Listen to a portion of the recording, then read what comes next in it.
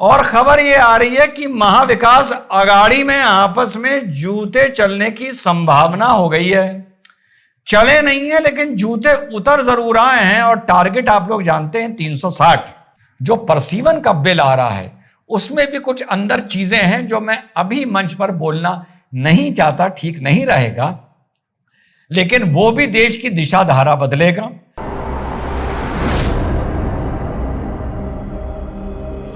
Hello नमस्कार सत श्री अकाल अस्सलाम वालेकुम, कैसे हैं जनाब साहब। महाराष्ट्र से बहुत बड़ी खबर आ रही है और खबर ये आ रही है कि महाविकास अघाड़ी में आपस में जूते चलने की संभावना हो गई है। चले नहीं है लेकिन जूते उतर जरूर आए हैं और टारगेट आप लोग जानते हैं 360। मॉनसून सत्र, आज पहले वीडियो में मैंने आपको बताया था कि साहब परसीवन को लेकर डीलिमिटेशन को लेकर तो चर्चाएं हैं कि बीजेपी 360 पहुंचना चाह रही है, लेकिन 360 क्यों? क्योंकि 2/3 चाहिए संविधान के लिए, अमेंडमेंट के लिए। लेकिन उसके अलावा भी अब अंदर से रिपोर्ट आ रही हैं कि कोई और बिल भी आ सकता है जो देश की राजनीति की दिशा धारा बदल देगा। सुन रहे हैं, आई माइट बी रॉन्ग, बंद लिफाफे में बात कर रहा हूं। और ये भी आप लोगों को सब पता है कि साहब टीएमसी के बीच टूट के आ गए। पहली बार जब परसीवन आया था, जब मोदी जी एक बिल हारे थे तो 298 थे, तो 20 जुड़ के टीएमसी से आ गए तो साहब कितने हो गए थे? 318 हो गए थे। तो साहब 6 आ गए, क्या टूट के आ गए? शिवसेना उद्धव टूट के आ गए, 9 में से 6, तो कितने हो गए? लगभग 225 हो गए। उसके अलावा और हल्ला मच रहा था, उसके अलावा हल्ला यह मच रहा था कि डीएमके किधर जाकर वोट देगा या एब्सेंट हो जाएगा, क्योंकि माहौल तो यह बनी गया है कि वो यूपीए के साथ वोट या इंडिया अलायंस के साथ वोट नहीं देगा। यह सब तो चल ही रहा था। अब साहब महाराष्ट्र से बड़ी खबर आई है बुधवार को। खबर यह है कि आपके शरद पवार एनसीपी की बैठक शिवसेना एकनाथ शिंदे के साथ हुई है।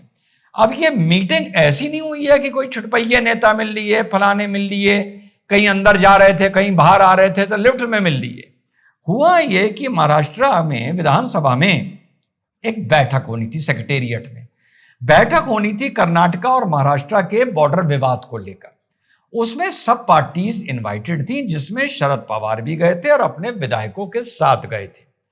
वो मीटिंग खत्म होने के बाद पश्चात एकनाथ शिंदे साहब के साथ व्यक्तिगत पर्सनल मीटिंग हुई है एनसीपी की। अब मैं पर्सनल भी बोल रहा हूं, एनसीपी भी बोल रहा हूं। जी हां साहब, शरद पवार के साथ उनके विधायक भी वहां पर मौजूद थे। और इस चीज को लेकर जो आपका संजय राउत है वो पागल हो रहा है। हाँ साहब, क्या लिखा जा रहा है? दोनों दलों ने गुरुवार को इस मुद्दे पर एक दूसरे पर तीखे हमले किए। सांसद संजय राउत ने कहा कि शिंदे के कार्यालय में शरद पवार की बैठक से उनकी पार्टी आहत है, यानी ये उद्धव की शिवसेना आहत है। उनका कहना था कि इस तरह का कदम एक वरिष्ठ नेता की विश्वसनीयता को कम करता है और गद्दारों को बढ़ावा देने जैसी बात है। इसके साथ एनसीपी ने पलटवार करते हुए एक बड़ा अजीब बयान दिया है। सुनिए क्या कहा है।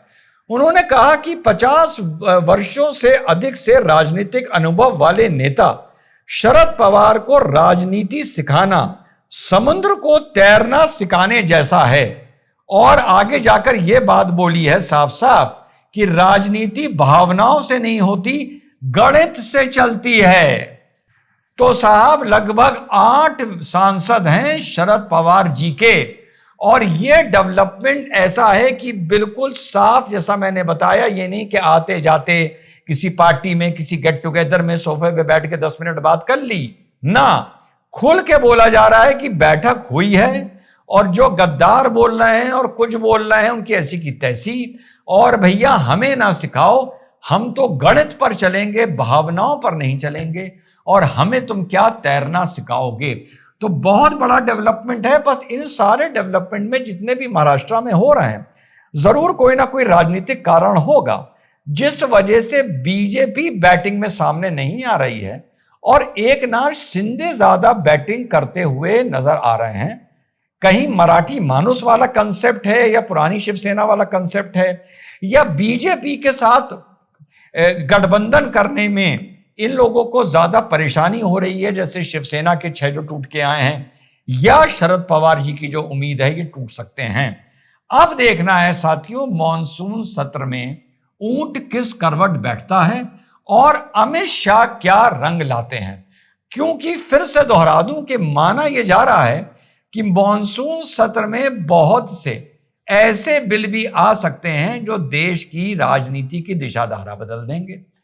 ऐसे बिल भी आ सकते हैं जो शायद हो सकता है उत्तर प्रदेश के चुनाव को तक वो पोस्टपोन कर सकते हैं। और ये बात तो, इस पर कभी हम प्रोग्राम बनाएंगे, ये बात तो हैदराबाद वाले भी बोल चुके हैं अभी 2-3 दिन पहले कि अमित शाह कच्चा खेल नहीं खेलता है। अमित शाह जब कोई बैटिंग करता है तो कुछ सोच समझ के करता है।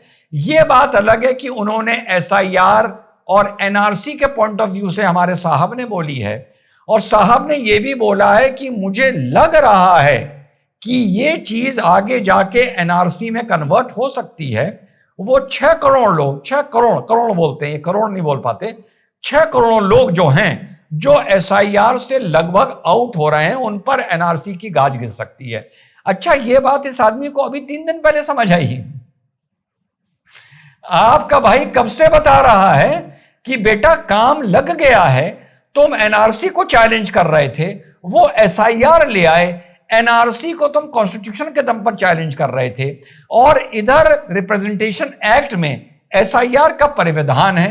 उन्होंने ये वाला रूट पकड़ा है, ये वाला शॉर्टकट मारा है, और तुम्हें अभी तक बेटा पता ही नहीं चल रहा है कि ये जितनी भी कार्रवाई हो रही है ये एनआरसी की हो रही है। और जहां तक कर्नाटका तक के मुख्यमंत्री ने, कांग्रेस के मुख्यमंत्री ने बोल दिया कि भैया ऐसा है कि अगर एसआईआर में नाम नहीं है तो सरकार की सुविधाएं भूल जाओ। तो भैया बहुत बड़ा खेल मॉनसून सत्र के लिए खेला जा रहा है, और उम्मीद यह है कि आने वाले वक्त में जो परसीवन का बिल आ रहा है उसमें भी कुछ अंदर चीजें हैं जो मैं अभी मंच पर बोलना नहीं चाहता, ठीक नहीं रहेगा, लेकिन वो भी देश की दिशा धारा बदलेगा। और इशारों में बता दूं, वो भी जहां पर आपका एक जगह वोट कंसंट्रेटेड है और आप उस वोट से उस लोकसभा में असर डाल रहे हैं, तो खबरें ये भी बता रही हैं उस वोट का ऐसा परसीवन होगा कि उस वोट के ही 3 टुकड़े हो जाएंगे, यानी वो उस कॉन्स्टिट्यूंसी में निर्णायक वोट नहीं रहेगा। बहुत लंबा खेल खेला जा रहा है।